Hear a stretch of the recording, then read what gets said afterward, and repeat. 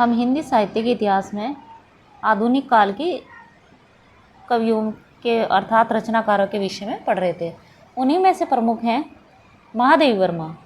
ये इनको छायावाद की शक्ति या दुर्गा भी कहा जाता है, मतलब छायावाद की शक्ति दुर्गा कहा जाता है इनको। इनका जन्म काल था 1907 ईस्वी में। जन्म स्थान इनका फर्रुखाबाद उत्तर प्रदेश। होली के दिन इनका जन्म हुआ था। मृत्यु काल 1987 अर्थात 80 साल ये जीवित रही थी। इलाहाबाद उत्तर प्रदेश में मृत्यु हुई थी इनकी। पिता थे गोविंद प्रसाद, माता हेमरानी देवी, पति डॉक्टर स्वरूप नारायण। 1916 ईस्वी में वैवाहिक प्रसंग मतलब विवाह भी इनका हुआ था। 1931 ईस्वी में प्रयाग विश्वविद्यालय से संस्कृत में इन्होंने एमए किया। 1933 ईस्वी में दर्शन शास्त्र में एमए किया। चांद मासिक पत्रिका में भी अवैतनिक रूप से कार्य किया। अवैतनिक मतलब बिना किसी फीस के, बिना सैलरी के इन्होंने कार्य किया था। प्रमुख रचनाएं हैं इनकी। काव्य संग्रह सबसे पहले निहार 1930 में इन्होंने लिखा था। रश्मि 1932 ईस्वी में। नीरजा 1935 ईस्वी में लिखी थी। सांध्य गीत 1936 ईस्वी में। यामा 1940 ईस्वी में। दीपशिखा 1942 ईस्वी में। सप्तपर्णा 1960 ईस्वी में। ये इनका समय भी लिखा हुआ है साथ में, क्योंकि परीक्षा में पूछा जाता है।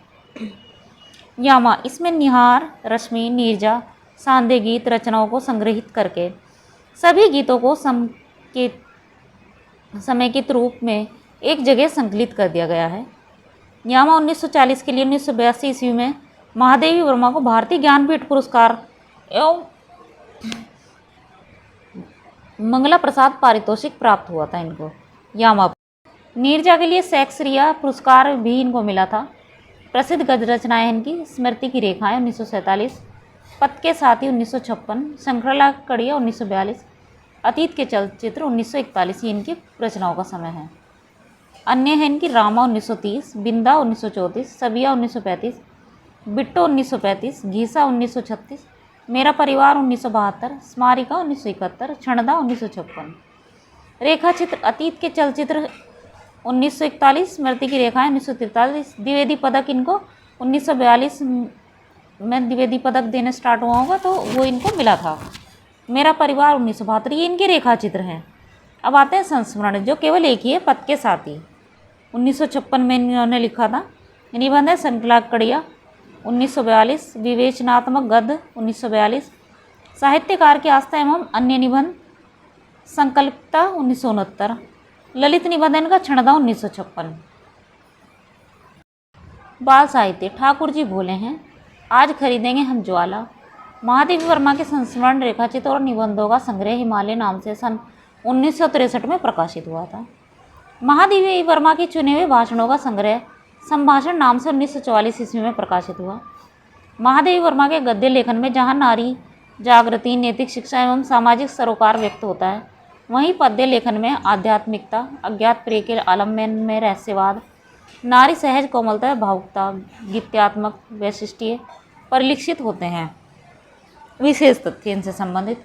ये आरंभ में ब्रजभाषा में कविताएं लिखती थी, बाद में खड़ी बोली में लिखने लगी एवं जल्द ही इस क्षेत्र में प्रसिद्धि इनको मिल गई थी। मतलब पहले ब्रजभाषा में लिखती थी, उसके बाद ही खड़ी बोली में भी लिखने लगी। इन्होंने चांद नामक पत्रिका का संपादन कार्य भी किया था। चांद पत्रिका भी इन्होंने संपादित की थी। हिंदी लेखकों की सहायतार्थ इन्होंने साहित्यकार संसद नामक एक ट्रस्ट अर्थात एक संस्था की स्थापना भी की थी, जिससे जो हिंदी के साहित्य की रचना करते थे उनकी सहायता की जा सके। इनको वेदना की कवित्री एवं आधुनिक युग की मीरा के नाम से भी पुकारा जाता है। तो अगर आधुनिक युग की मीरा प्रश्न आता है तो इन्हीं महादेवी वर्मा को कहा जाता है, और वेदना की कवित्री भी इन्हीं को कहा जाता है। ये प्रयाग महिला विद्यापीठ की प्राचार्य रही हैं। भारत सरकार ने इनको पद्म भूषण से अलंकृत किया है। इनकी काव्य में अलौकिक विरह की प्रधानता देखी जाती है। इनका सप्तपर्णा काव्य संग्रह वैदिक संस्कृत के विविध काव्यांशों पर आधारित माना जाता है। महादेवी के भाव पक्ष के गंभीर विचार पक्ष उदात्ते की भांति उनके काव्य का शैली भी अत्यंत प्रौढ़ व सशक्त है। शब्दों पर उनका अद्भुत अधिकार है। आचार्य रामचंद्र शुक्ल ने लिखा है, छायावादी कहे जाने वाले कवियों में महादेवी जी रहस्यवाद की भीतर रही। इनके काव्य और जीवन दोनों की मूल टेक है। कीर का प्रिय आज पिंजर खोल दे, हो उठी है चचू छूकर, तीलियां भी वेणु सस्वर, वंदनी स्पंदित व्यथा से सिहरता जड़मोन पिंजरा।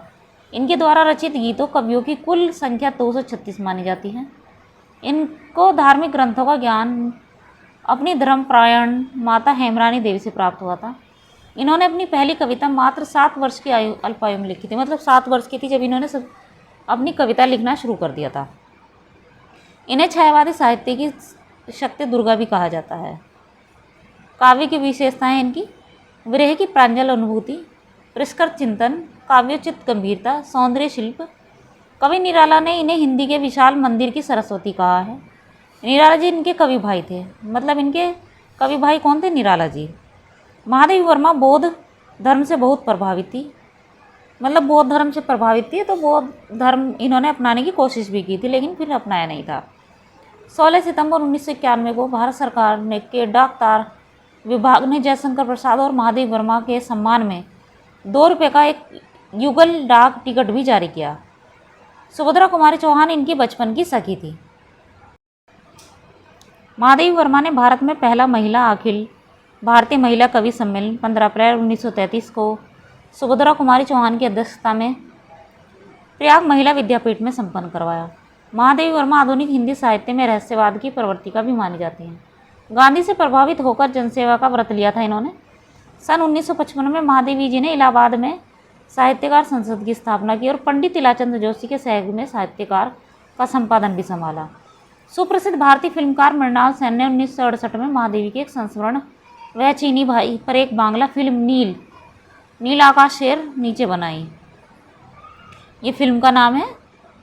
स्वयं हरिओद ने निहार संकलन की भूमिका यह कहकर लिखी, उनकी हृदय तंत्री के अपूर्व झंकार में भारत माता के कंठ की वर्तमान ध्वनि भी श्रुत होनी चाहिए।